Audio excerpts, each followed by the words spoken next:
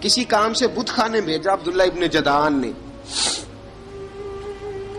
بت خانے گئے تو لگے ہوئے تھے بت، کتار اندر کتار، بتوں کی کتاریں بنی ہوئی تھی. حضرت بلال نے مٹی اٹھائی اور بتوں کے منہ پہ مار کے کہنے لگے جو اپنا چہرہ صاف نہیں کر سکتے وہ کسی کو نفع نقصان کیا پہنچائیں گے.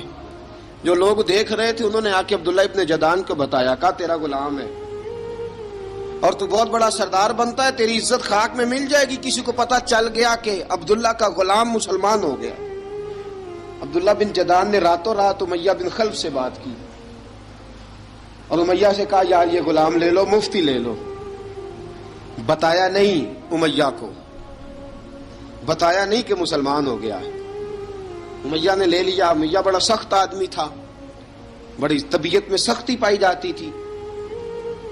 اللہ اکبر. لیکن